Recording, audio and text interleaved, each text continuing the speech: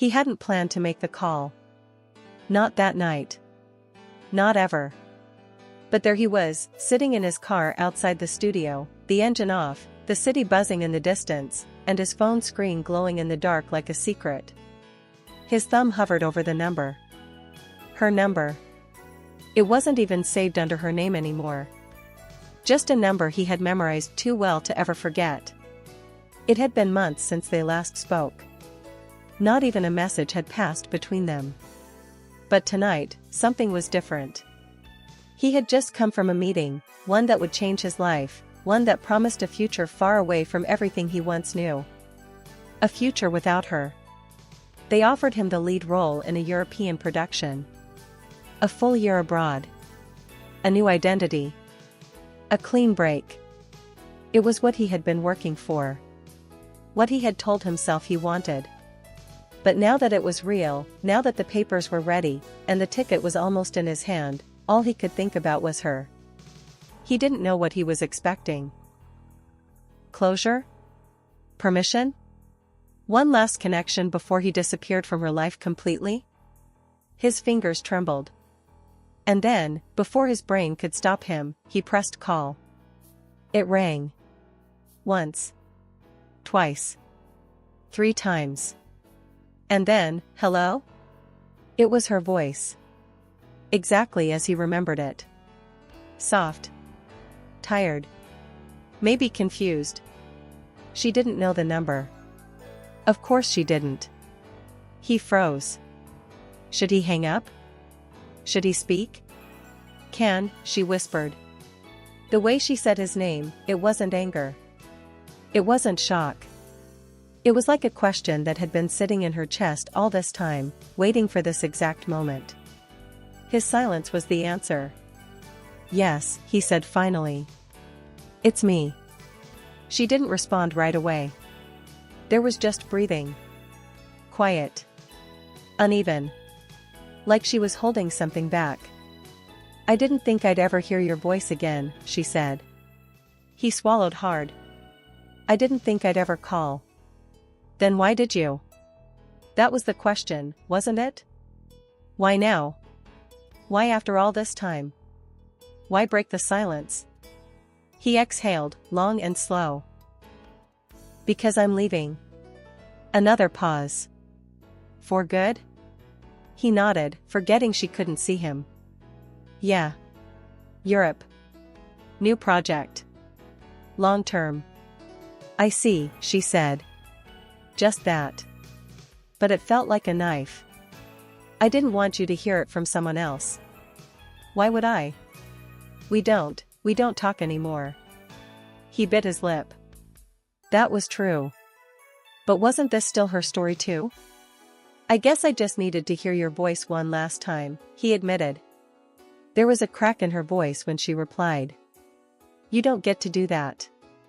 He blinked. Do what? Call me at midnight. Tell me you're leaving. And expect me to be okay. She wasn't okay. He could hear it. And somehow, that broke him more than he expected. All this time, he thought she had moved on. Maybe she had. But maybe not completely. Then tell me not to go, he said suddenly. The word shocked even him. Silence. Can, don't do that. I mean it, he said. Tell me not to go, and I'll stay. She was crying. Quietly, but he could hear it. I can't be the reason you give up your dream, she whispered. You were always part of the dream, he replied. That was the truth he hadn't said out loud until now. She inhaled sharply, and for a moment, he thought she might say it, might ask him to stay, might tell him she still loved him. But she didn't. I hope you find what you're looking for, she said. I really do. He closed his eyes. Goodbye, Demet. She didn't say goodbye. The line just went dead. But her silence said everything. And still, he sat there. In his car. Phone in hand. Wondering what he had just done. He hadn't expected her to beg. He hadn't wanted her to cry. He just wanted a sign. But all he had now was silence, and a decision he could no longer avoid. He didn't sleep that night. The city outside his window carried on like nothing had happened, but something inside him had shifted. Something he couldn't ignore. He replayed her voice in his head 100 times. The hesitation. The restraint. The quiet pain buried in her words. She hadn't told him to stay. But she hadn't told him to go, either. And the silence after the call, it wasn't just the end of a conversation. It was the end of an era. By morning, the contract was still unsigned. The ticket sat in his email, blinking like an unanswered question. He stared at it for hours. Europe. A new life. Clean slate. But what was the cost? He opened his old photo archive, something he hadn't done in months. There she was.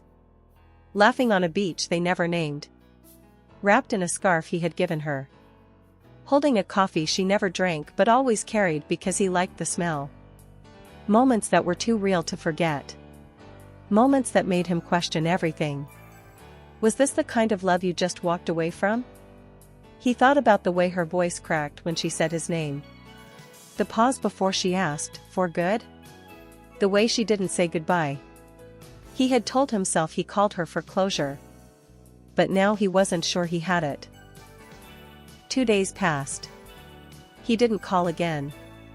She didn't either.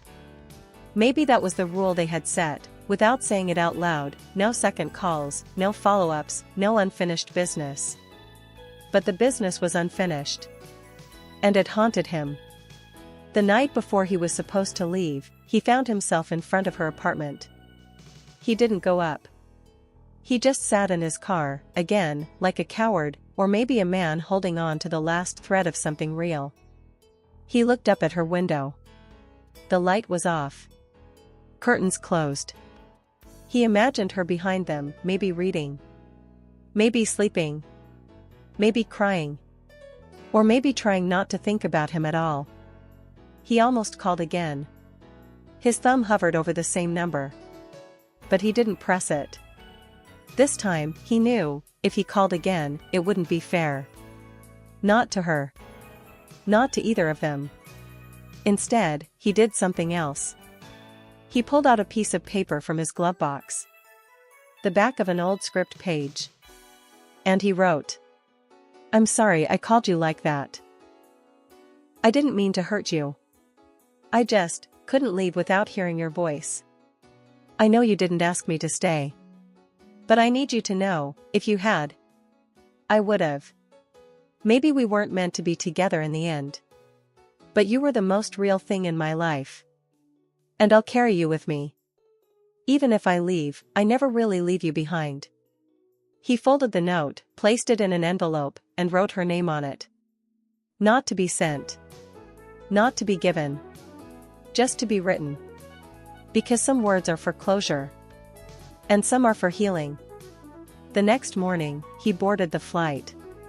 He didn't look back. Not because he didn't care, but because he knew if he looked back, he might never leave. And she? She found the note weeks later. He had slipped it through her door the night he sat outside. When she read it, her hands shook. She didn't cry, not this time. Instead, she smiled. A soft, broken smile. The kind that said, "I loved you too. I still do. But we had to let go." They never spoke again.